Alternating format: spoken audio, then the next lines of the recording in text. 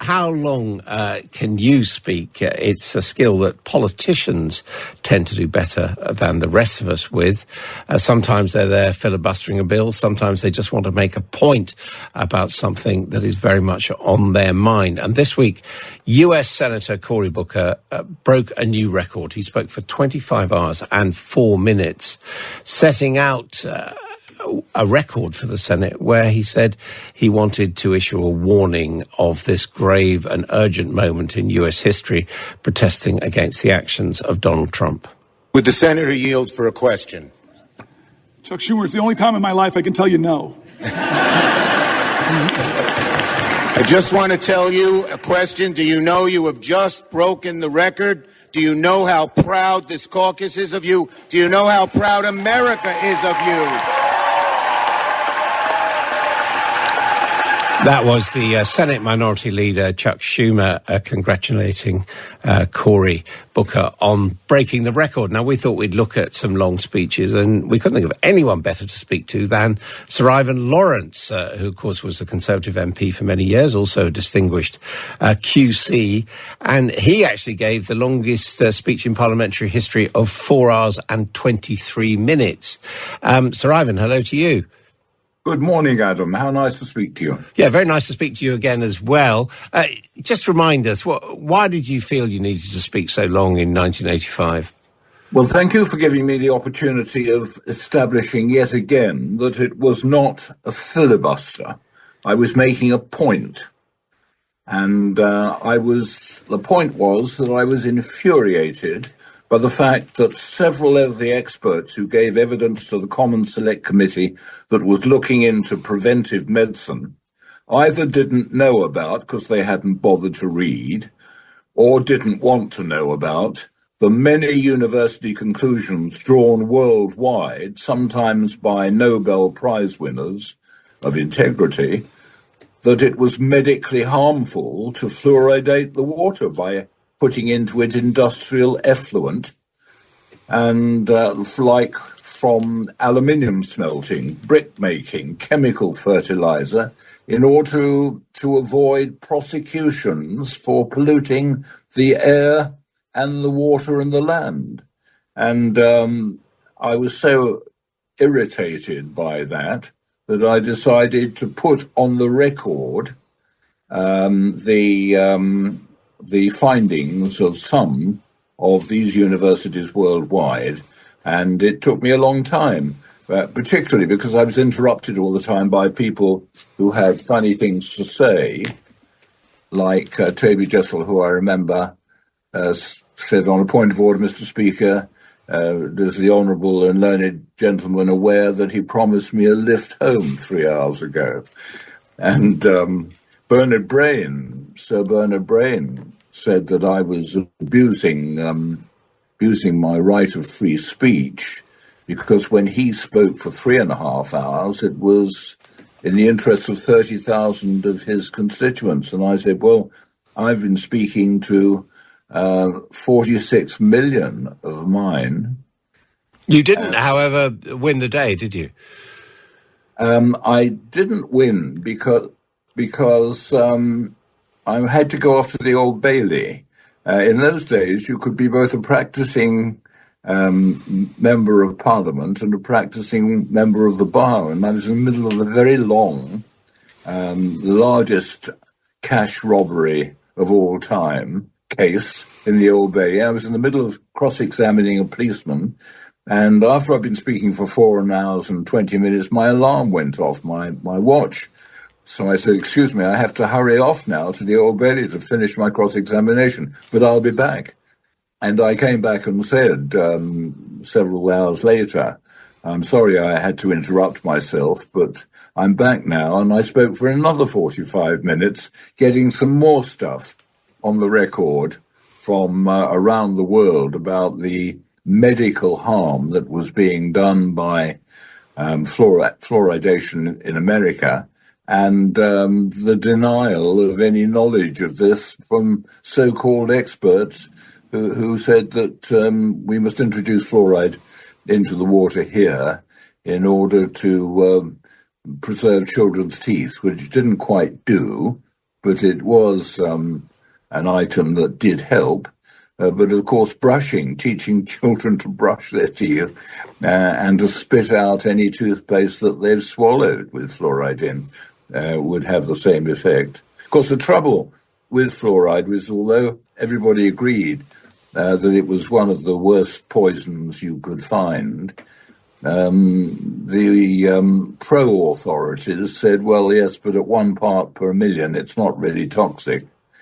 And they ignored the fact that this stuff stays in your system. Well, I think you've got something in common with the current Secretary of State, RFK Jr. in the United States, on fluoride.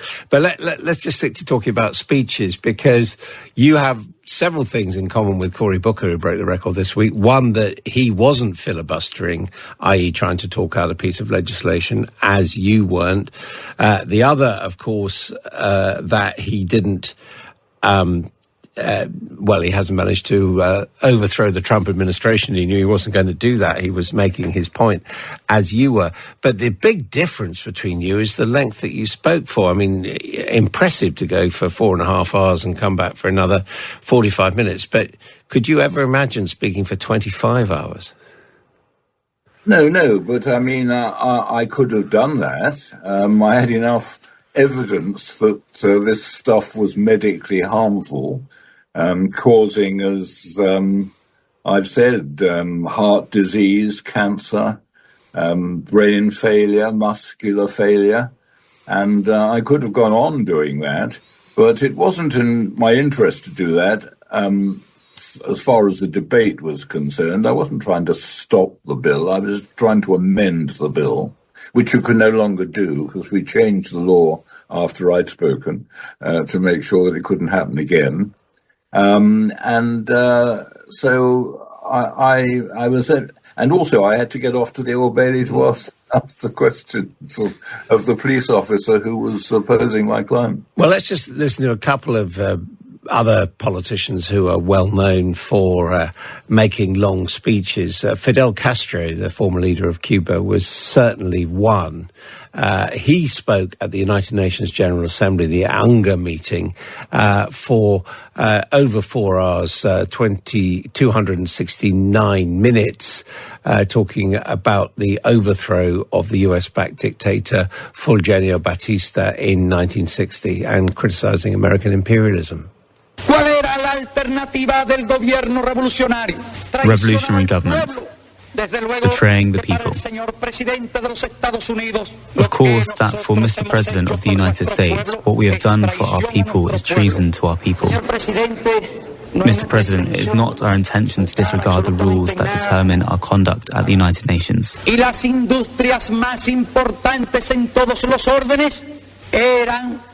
The best lands in Cuba and the most important industries in all orders were property of North American companies. That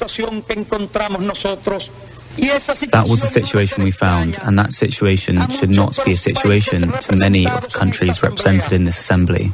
Because at the end of the day, what we've said about Cuba is nothing but an X-ray of general diagnosis applicable to most of the countries represented here. Well, that was Castro speaking for over 4 hours, but a few years earlier, his record at the United Nations General Assembly, or in the United Nations, I should say, was actually beaten by the former Indian Defence Minister V.K. Krishna Menon, who spoke for 7 hours over India and Kashmir.